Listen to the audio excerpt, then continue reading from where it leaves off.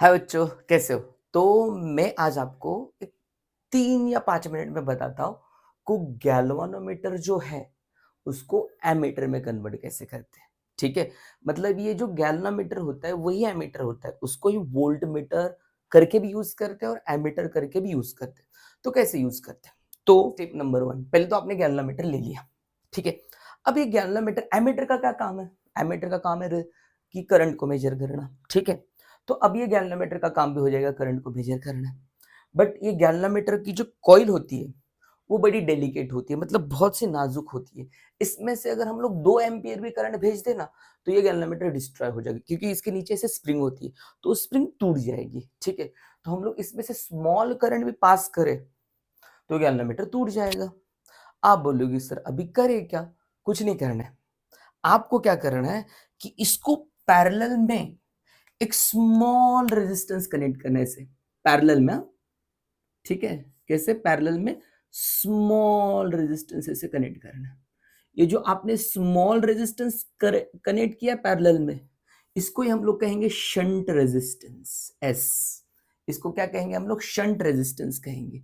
ये जो पैरेलल में आपने अटैच किया हुआ रेजिस्टेंस है, एस, इसको हम लोग कहेंगे शंट रेजिस्टेंस। और ये बड़ा स्मॉल होना चाहिए। आप बोले ये स्मॉल क्यों होना चाहिए? मैं आपसे पूछता हूँ, ये स्मॉल क्यों होना चाहिए? चलो 2 मिनट के लिए रुका और सोचो कि स्मॉल क्यों होना चाहिए, ठीक है? तो नहीं पता चला तो लो आप बताता हूँ। जैसे कि यहाँ से करंट जाएगा, तो गैल्वेनोमीटर का रेजिस्टेंस तो ज़्यादा है और इधर का रेजिस्टेंस क्या कम है। अब करंट किस तरफ ज़्यादा जाएगा? जहाँ पे रेजिस्टेंस कम है। मतलब यहाँ से अगर 100 एम्पीयर करंट आ रहा, तो उसमें से बस 98 एम्पीयर तो यहीं से जाएगा और इसमें से बस 2 एम्पीयर यहाँ से जाएगा। तो हमारे कॉइल तो बच गई। मतलब जिसमें से 100 एम्पीयर जाने वाला था, उसमें से तो बहुत 2 एम्पीयर जा रहा, मतलब एग्जांपल दे रहा मैं, और मैक्सिमम करंट इससे ड्रॉ हो रहा, ठीक है? तो फाइनली मिलेगी तो ये ना इधर ही मिलेगी ना, ठीक है? सो इसमें से जो करंट गया उसको कहता हूं मैं आई एस, और इसमें से जो करंट गया उसको कहता हूं मैं I G. I G is the current flowing through the galvanometer और I S is the current flowing through the shunt resistors. Finally मिलने तो दोनों है, मतलब हमारा जो टोटल करंट है I, it will become equal to I G plus I S. तो इस तरीके से हम लोग गैल्वानोमीटर को क्या कर सकते हैं? एमीटर में कन्वर्ट कर सकते हैं। सिंपल सी चीज है ना। अगर आइडियल एमीटर होगा तो उसका जो रेजिस्टेंस है, शंट रेजिस्टेंस, वो जीरो होगा, आइडियली जीरो होगा। वैसे जीरो नहीं होता है, स्मॉल होता है। तो अभी हम लोग ना वैल्यूज निकालते हैं, शंट की वैल्यू निकालते हैं और आईजी की, दो ही वैल्यू निकाल के दूंगा, ठीक है? तो सिंपल से मुझे क्या निकालना है? पहले the value of shunt, shunt की वैल्यू निकालनी है। शंट रेजिस्टेंस मतलब एस। अब देखो जैसे कि ये तो पैरेलल में क्या सेम होता है? Potential difference. मतलब potential difference at G, G मतलब galvanometer, is equal to potential difference at point what S. यहां पे पोटेंशियल डिफरेंस कितना है? पोटेंशियल डिफरेंस मतलब current into resistance. So I G into G is equal to, यहां पे potential difference कितना है sir? I S into S. Okay sir, आगे क्या करना है? हमें क्या निकालना? शंट निकालना था। तो एस इज इक्वल टू कैसे लिख सकता हूं मैं? S is equal to, S is equal to लिख सकता हूं, ये डिवाइड होगा इधर आके, तो I G into I G upon I S into क्या बेटा? जी। सही है, ये इधर आया तो डिवाइड हो गया।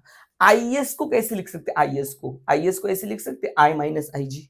तो मैं S is equal to I G upon I minus I G into क्या बेटा? जी। तो मिल गया हमें शंट का रेजिस्टेंस। ये फॉर्मूला बहुत महत्वपूर्ण है। कब महत्वपूर्ण होता है ये formula?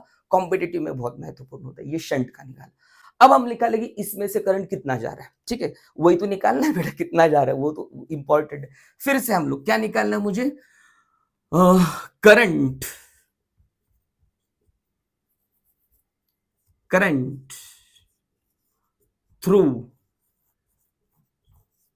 Galvanometer, current through the galvanometer निकालना है मुझे, ठीक है? करंट थ्रू द गैल्वेनोमीटर कैसे निकालते हैं? सिंपल सी बात है।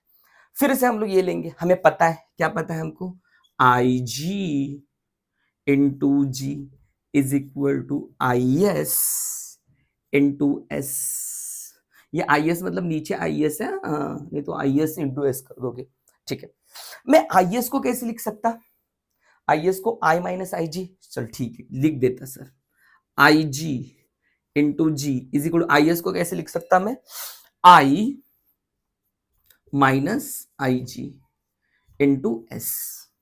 सो एस को अंदर मल्टीप्लाई करता हमें, ठीक है, तो I G into G is equal to I into S minus I G into S. ये पूरा का पूरा इधर ले लो और उसमें से आईजी कॉमन निकालो, तो आईजी कॉमन निकाला, इसको इधर लेके, किधर, इसको इधर लेके, तो जी माइनस एस, सॉरी प्लस हो जाएगा ना, ये इधर माइनस है तो इधर आने के बाद क्या होगा, plus I into S. Finally लिखता हूं मैं, फाइनली लिखता हूं I G is equal to S upon S plus G, अरे जी प्लस एस का और एस प्लस जी का सेम ही है ना, इनटू क्या आई। तो इतना करंट जाएगा बेटा कहां से, गैल्वेनोमीटर से। तो हमने दो वैल्यूज निकाले, पहली वैल्यूज निकाली हमने शंट रेजिस्टेंस कैसे निकालते, फॉर्मूला याद रखो बहुत महत्वपूर्ण है। और दूसरी वैल्यू आईजी, आईजी मतलब इसमें से करंट कितना जा रहा है, वो किसमें से, गैल्वेनोमीटर में से। ओके, तो गैल्वेनोमीटर का पूरा डिटेल जो नोट्स है वो पूरा मैंने नीचे दिया, क्लिक करके आप उसको डाउनलोड कर सकते हो। ओके, आज के लिए इतना ही। अगर आपको ये वीडियो अच्छा लगा तो आपके दोस्तों के साथ शेयर कीजिएगा, कमेंट कीजिएगा, लाइक कीजिए। आज के लिए इतना ही।